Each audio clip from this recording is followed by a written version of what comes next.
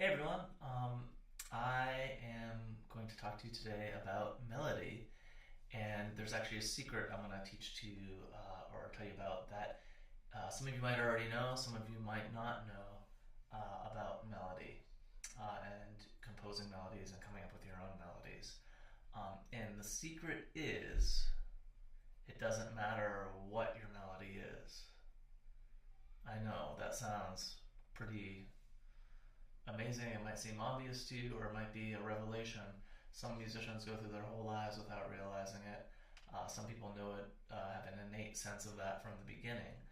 But the reason why it doesn't matter is because you can sing pretty much anything, and if you sing it with conviction and you play it with conviction, the melody doesn't matter.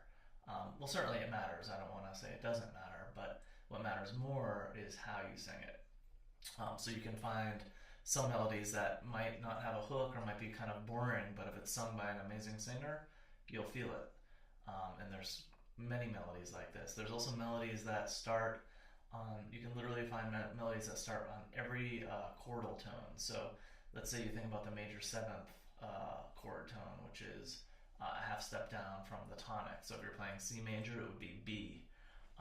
You can find many melodies that start on that note, even though if you were to just hear it on its own, it might sound a little dissonant. So the point is it's not really what you're singing, but it's how you're singing it. Are you singing it with heart, and how are you singing it with conviction? So this week there was a song I had been thinking about doing, and I was kind of waffling on it. But the song, and then I ended up hearing two versions of it within the space of a day. And the song I'm choosing is the old standard Body and Soul, which is just a beautiful melody and lyric. The lyrics are really simple, and the melody is really simple, just like I talked about earlier in the week in my blog on Lou Reed. I hope you all check that out. But I heard two versions of it. The first one is with Tony Bennett and Amy Winehouse, and it just, every time I hear it, it brings tears to my eyes. Like, I mean, it's so beautiful and moving. And my whole point about conviction really comes to play in this recording that you'll see below. I posted the YouTube link below, because they do this killer version, and it's so amazing. And then the vibraphone comes in, and it's just like, why is it there? It's just such a letdown. But then they bring it back up, and it kills, and it's great. And check it out. But notice that the vibraphone just doesn't have that heart and that spirit that Tony and Amy have.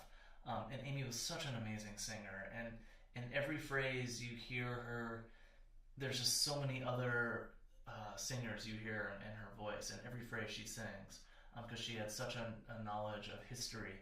I was listening to Mabel John, which I also included a link to below the Body and Soul link, after I heard this Body and Soul version, and I noticed the way Mabel uses some vowels. I noticed that Amy does it the same way, only very slightly, and you might only hear it once in the whole song, but she has knowledge of that singer and all these other great singers, including Billie Holiday, which a lot of people consider to have done the iconic version of Body and Soul. And so you can hear Billie do it here too, and it's different from how Amy and Tony sing it. And that's great. It's still a masterpiece in its own right. And the other thing I love about this version that I put is that one of my favorite players of all time, Ben Webster, takes a solo in it, and you can hear just his phrasing. It's just so delicate and beautiful. And the final version I put of the song is Diana Krall's version. I feel like Mabel John and Amy Winehouse and even Billie Holiday to some extent are really powerful singers.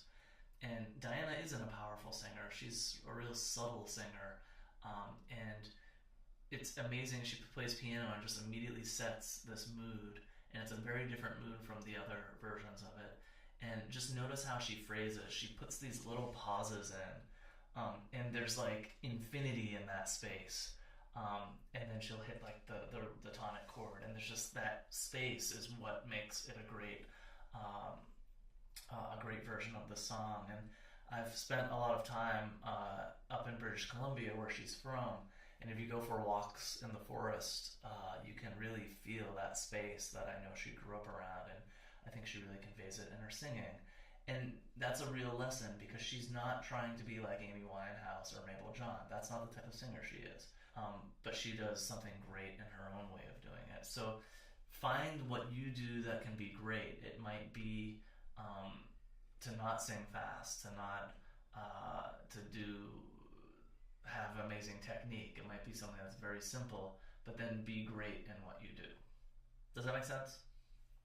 All right, so check out these versions of the song. The whole song is great. The whole melody is great, but that first line and lyric is just it's all beautiful. You'll love it. It's amazing. All right, bye bye.